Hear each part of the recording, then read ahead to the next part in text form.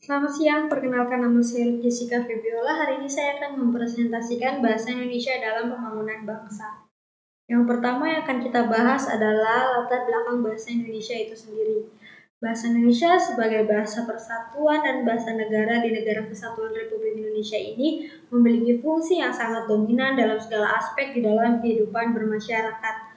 Bahasa Indonesia harus dipelajari, dikembangkan, dan dioptimalkan penggunaannya maupun fungsinya. Melalui mata pelajaran bahasa Indonesia diharapkan tumbuh sikap bangga dan menggunakan bahasa Indonesia sehingga akan tumbuh juga kesadaran akan pentingnya nilai-nilai yang terkandung di dalam bahasa Indonesia. Selanjutnya kita akan membahas kedudukan dan fungsi bahasa Indonesia. Yang pertama, bahasa Indonesia sebagai bahasa nasional. Bahasa Indonesia digunakan sebagai pemersatu bangsa Indonesia.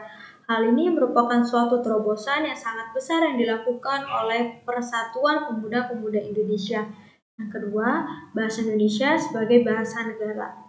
Bersamaan dengan proklamasi kemerdekaan Indonesia, diangkat pula bahasa Indonesia menjadi bahasa negara. Pada awalnya, yaitu zaman penjajahan Belanda, bahasa yang digunakan untuk bahasa negara adalah bahasa Melayu. Selain itu, bahasa Melayu merupakan bahasa negara resmi kedua yang dipakai untuk golongan-golongan rendah. Bahasa Indonesia belum bisa tersebar bebas pada saat itu. Hanya segelintir orang yang berjiwa nasionalis yang menggunakan bahasa Indonesia. Yang ketiga, fungsi bahasa Indonesia. Bahasa Indonesia memiliki fungsi-fungsi yang dimiliki oleh bahasa baku. Yang pertama, fungsi pemersatu. Bahasa Indonesia mempersatukan suku bangsa yang berlatar budaya, bahasa yang berbeda-beda. Yang kedua, fungsi memberi kekasan. Bahasa baku memperbedakan bahasa itu dengan bahasa yang lain. Yang ketiga, fungsi penambah kewibawaan. Bagi orang yang mahir berbahasa Indonesia dengan baik dan benar. Yang keempat, fungsi sebagai kerangka acuan. Bahasa baku merupakan norma dan kaidah yang menjadi tolak ukur yang disepakati bersama untuk menilai ketepatan penggunaan bahasa atau ragam bahasa. Yang terakhir, fungsi bahasa Indonesia secara umum.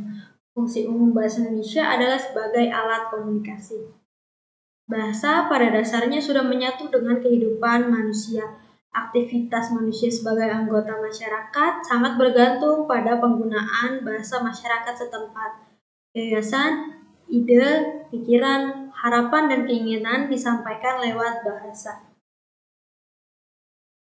Selanjutnya kita akan membahas peran bahasa Indonesia dalam pendidikan karakter generasi muda.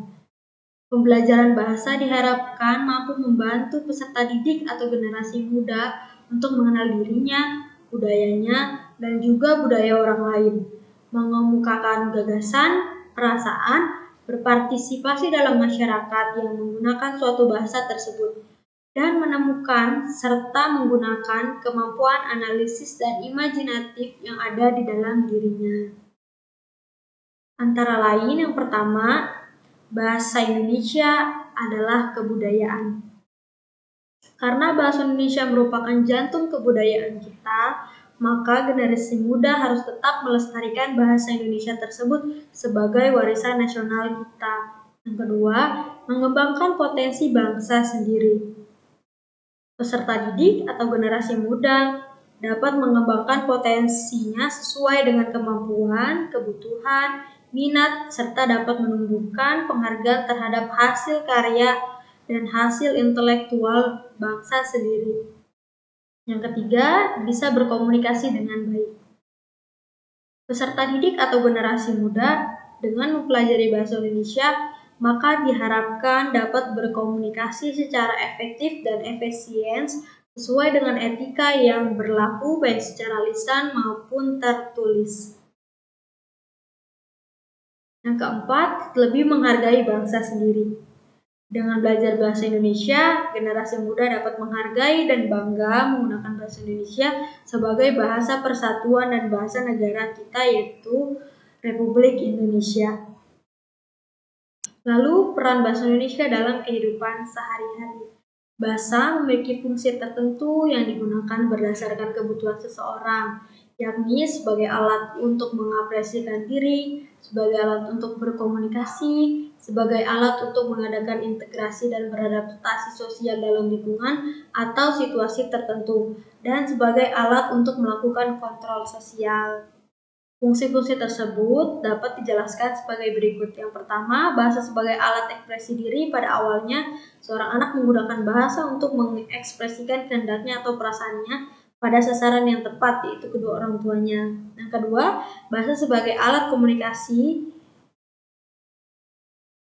merupakan akibat yang lebih jauh dari ekspresi diri. Komunikasi tidak akan sempurna apabila ekspresi diri kita tidak diterima atau dipahami oleh orang lain. Yang ketiga, bahasa sebagai alat integrasi dan adaptasi sosial. Di samping sebagai salah satu unsur kebudayaan, mungkinkah pula manusia memanfaatkan pengalaman-pengalaman mereka, mempelajari dan mengambil bagian dan pengalaman itu serta belajar berkenalan dengan orang lain. Yang keempat, bahasa sebagai alat kontrol sosial. Bahasa sangat efektif. Kontrol sosial ini dapat diterapkan pada diri kita sendiri atau kepada masyarakat.